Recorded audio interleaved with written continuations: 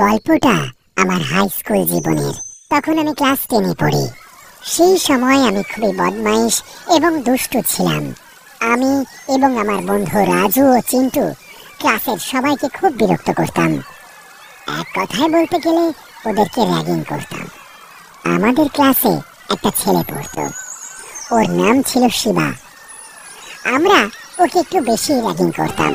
প্রায় প্রতিদিনই ক্লাসের ফাঁকে অকারণেই আমরা ওকে কান ধরে উঠবোস করাতাম, আর আমরা যা বলতাম ও মুখ বুঝে তাই করত। টয়লেটে গেলে আমরা বাইরে থেকে বাথরুমের দরজাটা বন্ধ করে দিতাম। চিন্টু একবার ওর এক গোছা চুলও কেটে দিয়েছিল, কিন্তু তাতেও ও কাউকে কমপ্লেন করেনি। একদিন তো আব্দুল ক্লাসের মেয়েগুলোর সামনে হিরো সাজার জন্য শিবাকে অকারণে থাপ্পড় মেরে বসলো আর ধাক্কা মেরে ফেলে দিল। সেই দেখে ক্লাসের মেয়েগুলো খুব হাসছিল, কিন্তু সেই প্রথমবার আমার খুব খারাপ লাগছিল। সেদিন আমাদের নাইট ক্লাস ছিল। প্রতিদিনের মতোই আমি, রাজু আর চিন্টু রাবারের টুকরোগুলোকে ছুঁড়ে ছুঁড়ে মেয়েদের বিরক্ত করছিলাম। ক্লাসের স্যার দেখা মাত্রই রেগে গিয়ে আমাদেরকে ক্লাসের বাইরে বের করে দিলেন। ক্লাসের বাইরে বেরোনো মাত্রই দেখি আব্দুল সেখানে দাঁড়িয়ে নেই। আমাদের আগেই স্যার ক্লাস থেকে আব্দুলকে বের করে দিয়েছিলেন। আমরা ক্লাসের বাইরে দাঁড়িয়েছিলাম, তখনই রাজু বলল, আরে ভাই ওই দেখ শিবা। আমরা ওই দিকে তাকিয়ে দেখি ওই দিকে সিঁড়ির নিচে ও দাঁড়িয়ে আছে। শিবা আমাদের দিকে ঘুরে তাকালো আর আমাদেরকে মিডল ফিঙ্গার দেখালো। যা দেখে আমাদের মাথা খুব গরম হয়ে গেল। ওর এত বড় সাহস, ও আমাদেরকে মিডল ফিঙ্গার দেখাচ্ছে। ওকে আজকে শিক্ষা দিতেই হবে। এই বলে চিন্টু শিবার কাছে গেল আর আমরাও ওর পেছনে পেছনে ছুটলাম।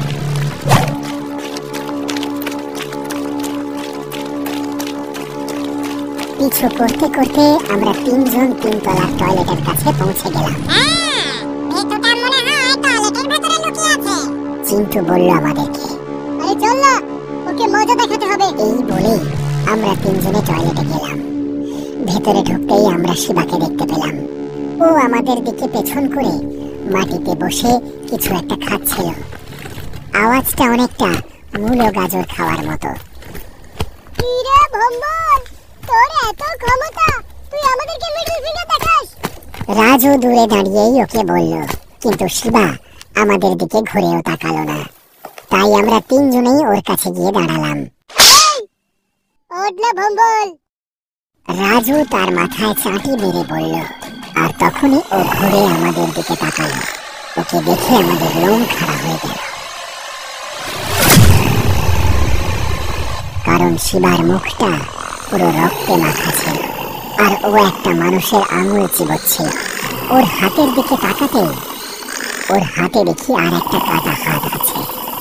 সেই হাতের আবার 3টে আঙুল শিবা খেয়ে ফেলেছিল।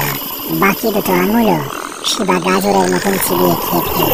এসব দেখে আমাদের তিনজনের চোখ ছানা বড়া হয়ে গেল আর আমরা হাঁ করে ওর মুখের দিকে ভয়ার্ত ভাবে তাকিয়েছিলাম।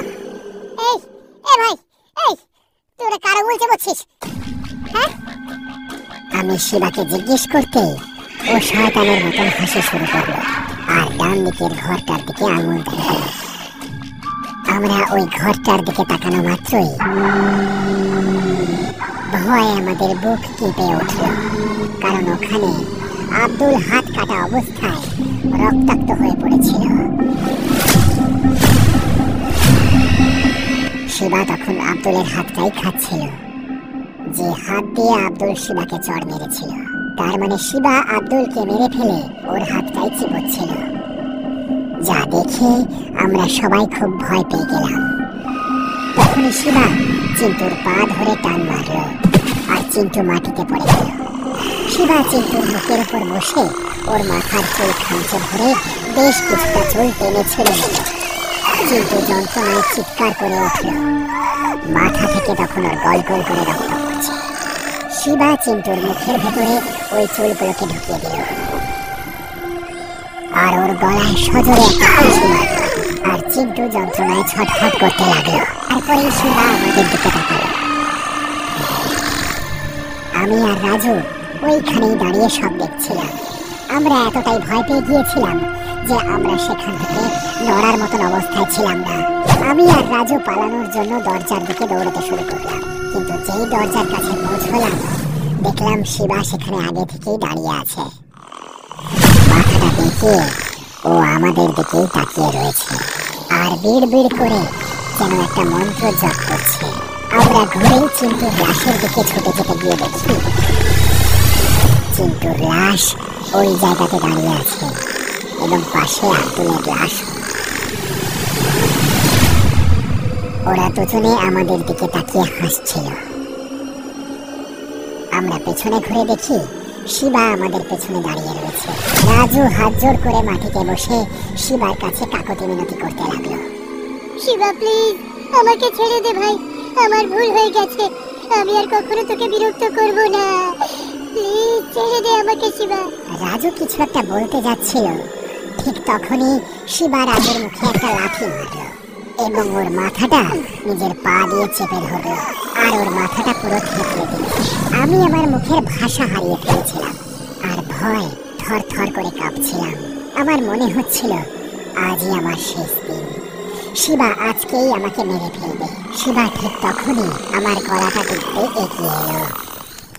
আমাকে স্পর্শ করা মাত্রই ওর হাতে আগুন জ্বলে উঠল। ও ভয় পিছনে সরে গেল। ও আমাকে ছোঁয়ার চেষ্টা করলেই ওর হাতে আগুন জ্বলে উঠছিল।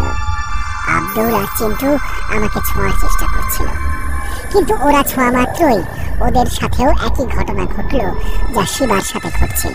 আমি কিছুই বুঝতে পারছিলাম না যে এরকম কেন হচ্ছে। তখনই হঠাৎ টয়লেটের লাইটগুলো টপ টপ করে জ্বলে নিভে গেল আর তারপর আমিও সেই টয়লেটে এক কোণায় বসে পড়লাম, যাতে চিন্টু কিংবা আব্দুল কেউই আমাকে ঠিকভাবে খুঁজে না পায়। ওখানে বসে বসেই আমি ঘুমিয়ে পড়লাম। সকালে যখন আমার ঘুম ভাঙলো দেখলাম সামনে পিয়ন এবং স্কুলের টিচার্সরা দাঁড়িয়ে রয়েছে।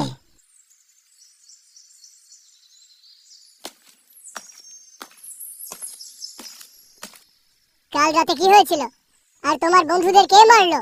তারপর আমি তাদেরকে বললাম যে শিবা হত্যা করেছে। শুনেই তারা একে অপরের মুখ চাওয়াচাওয়ি করলেন আর তারপর প্রিন্সিপাল বললেন, কিন্তু এটা কি করে সম্ভব? শিবা তো গতকাল বিকেল 5টার সময় মারা গেছে, ও নিজের ঘরে গলা কেটে নিজেই আত্মহত্যা করেছে। প্রিন্সিপাল স্যার আমাকে বললেন আর ওনার কথাটা শোনা মাত্রই আমি আমার মধ্যে আর ছিলাম না। আমি ওনাকে বললাম যে সত্যি এগুলো সব শিবা করেছে, কিন্তু কেউই আমার কথায় বিশ্বাস করলো না। তখনই স্যারের ফোনে একটা কল এলো। কি? ক্লাস 10-এর আরো 3টে ছেলে আত্মহত্যা করেছে? কি হয়েছে স্যার? পিয়ন প্রিন্সিপালকে জিজ্ঞেস করলো আর স্যার বললেন, গতকাল রাতে আমাদের স্কুলের আরো 3টে ছেলে আত্মহত্যা করেছে। প্রিন্সিপাল স্যার উত্তর দিলেন, গতকাল রাহুল, মন্দার আর বিজয়, যারা ছিল আমারই ক্লাসের বন্ধু, তারাও আত্মহত্যা করেছিল। রাহুল ছাদ থেকে লাফ মেরে, বিজয় দেওয়ালে মাথা ঠুকে আর মন্দার সিলিং ফ্যানে গলায় দড়ি দিয়েছিল। কিন্তু আমি জানতাম এগুলো আত্মহত্যা ছিল না, এগুলো সবকটাই ছিল হত্যা। আর এগুলো করছিল শিবা, কারণ রাহুল, মন্দার আর বিজয় আমাদের সঙ্গেই থাকতো, তারাও শিবাকে র্যাগিং করত। রাহুল জেনে বুঝে শিবাকে সিঁড়ি থেকে ধাক্কা মেরে ফেলে দিয়েছিল, সেই জন্য শিবাও ওকে ছাদ থেকে ধাক্কা মেরে ফেলে দিয়েছিল। মন্দার শিবার গলার টাই ধরে কুকুরের মতো ওকে সারা ক্লাস ঘুরিয়েছিল, তাই জন্য শিবা ওকে সিলিং ফ্যানে ঝুলিয়ে মেরে ফেলেছিল। আর বিজয় শিবাকে একবার ধাক্কা মেরে মাটিতে ফেলে দিয়েছিল, তাতে শিবার মাথায় আঘাত লেগেছিল, সেই জন্য শিবাও দেওয়ালে মাথা ঠুকে বিজয়কে মেরে ফেলেছিল। আমি এই সব কথা প্রিন্সিপাল স্যারকে বললেও ওনারা কিছুতেই বিশ্বাস করতে চাইলেন না, বরং ওনারা আমাকে জিজ্ঞেস করলেন, তোমার সমস্ত বন্ধু মারা গেল, কিন্তু তুমি কি করে একলা বেঁচে গেলে? তার কারণ একটাই, আমার গলায় বজরংবলীর রকেট আছে। বাহ, ভালোই মিথ্যা বলতে শিখেছো দেখছি। পুরো প্ল্যান করে নিজের বন্ধুদেরকে তুমি মেরে ফেললে। প্রিন্সিপাল স্যার আমাকে বললেন আর পুলিশ ডেকে আমাকে তাদের হাতে তুলে দিলেন। যেভাবে রাজু, চিন্টু আর আব্দুলকে হত্যা করা হয়েছিল সেটা একমাত্র সাইকিক মানুষই করতে পারে। তাই জন্য পুলিশরা ভাবলো যে আমি সেই খুনি।